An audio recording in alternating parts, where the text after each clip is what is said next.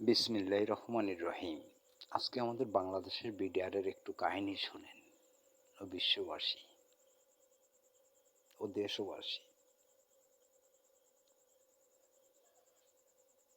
প্রতিবন্ধীরা রাস্তায় ভিক্ষা করতেছিল। আমার খুবই খারাপ লাগতো, কেন রসুলের ধিক্কার, করোনা ভিক্ষা, যদি পারো কর্ম করে খাও। আমি 52 জন প্রতিবন্ধীকে নিয়ে আমি বললাম, তোমরা কেউ ভিক্ষা করবে না, তোমরা বাজার থেকে এই পচা সুপারি কিনবে, ভুমরায় বিক্রি করবে। আর ভুমরায় সমস্ত মাল তো ভুমরায় ওঠে, ওখান থেকে 10 জোড়া জুতো, 20 জোড়া জুতো নিয়ে সাতক্ষীরা এনে বিক্রি করবে। ইনশাল্লাহ আল্লাহ দিলে খুবই ভালো চলবে। এই হিসেবে আমি 52 জন প্রতিবন্ধীকে নিয়ে আমি এই ব্যবসাটায় নামলাম। 55 ব্যাটালিয়ন বিডিআর আবু এফেস মাল ধরে প্রতিবন্ধীদের, ভালো মানুষদের কেন তারা টাকা দেয়, তাদের মালগুলো ছেড়ে দেয়। কিন্তু প্রতিবন্ধীরা, আমি বললাম যে তোমরা কেউ কারোর চারানা পয়সা দেবে না। তখন এফএজরা ধরা শুরু করলো। তখন বাসকল বিডিআর বলল যে আমাদের প্রতি গাড়িতে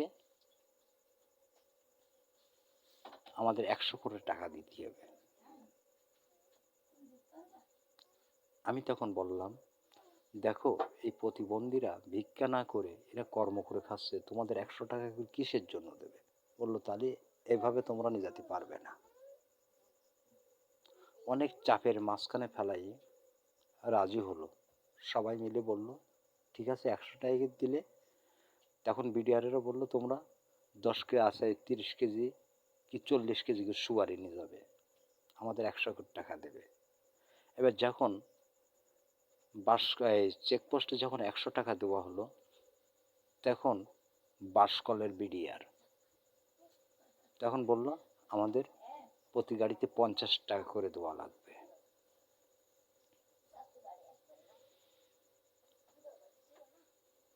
এবার এফএস,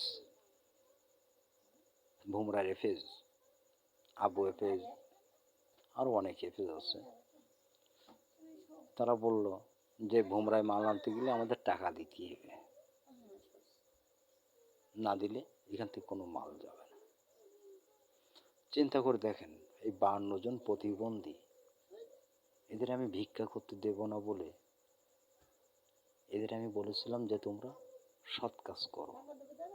এরা তো ইন্ডিয়ায় যাচ্ছে না, কেউ কারোর হাত নেই, কারোর পা নেই, কারোর চোখ নেই, তাহলে এরা কিভাবে খাবে? এবার আমাদের বাংলাদেশের যে বিডিআর যে সিও আছে না, একটা চিনির হাঁসের মাধ্যমে বিক্রি হয়, এটা অতি বাস্তব কথা। সেটাও আমার হাত দ্বারাই আমি ক্যাম্পে গিয়ে দিয়ে আসি। একটা পাঞ্জাবির পিসের কাছে এরা বিক্রি হয়, তাহলে কত বড় নিকৃষ্ট। এবার এইভাবে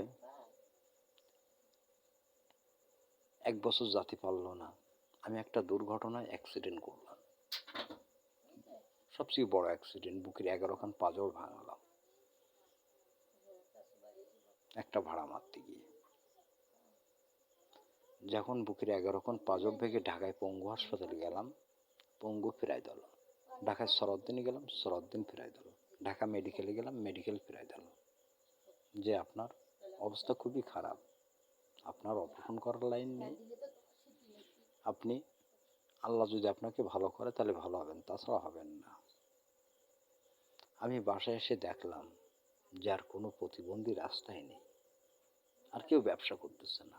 পরে তাদের কাছে আমি ধরে ধরে জিজ্ঞাসা করলাম যে তোমাদের এই অবস্থা কেন? তখন বলল যে আপনি চলে যাওয়ার পরে আমাদের সব কিছু এই বিডিআরে নিয়ে নিয়েছে। তাহলে এত পরিমাণে নিকৃষ্ট বিডিআর, আর সেই বিডিআরকে লাগাইছে ছাত্রদের আছে, ছাত্রদের আটকাবার জন্য। বুঝতে পেরেছ? এটা হলো নিকৃষ্ট। যারা একটা রাজহাঁসের বিনিময়ে বিক্রি হয় সিও আবু এফএস, তারা কি নিকৃষ্ট ছাড়া কি? আজকে এরা সৎ কাজের আদেশ করে না, অসৎ কাজের আদেশ করে। এরা কি মুসলিম? না, এরা মুসলিম নামের মুনাফিক। তাই যদি না হতো, আমার 52 জন প্রতিবন্ধী মানুষ আজকে রাস্তায় তারা ভিক্ষা করতো না। আবার এই জালিম স্বৈরাচারী সরকার বলে আমার দেশে কোনো ভিক্ষারই নেই। আমি নিজে চোখে আমি বলেছিলাম, প্রধানমন্ত্রী শেখ হাসিনা, তুমি 200 করে টাকা দাও, দেখো তোমার বাড়ির সামনে লক্ষ লক্ষ ফকির পড়ে থাকবে। আর তুমি আবার বাইরের রাষ্ট্রকে গলা লম্বা করে বলো আমার দেশে কোনো ফকির মিসকিন নেই। শালা ইল্লতের বাচ্চা, সন্তানদের বুকের পরে গুলি চালাচ্ছিস তো লজ্জাও করে না।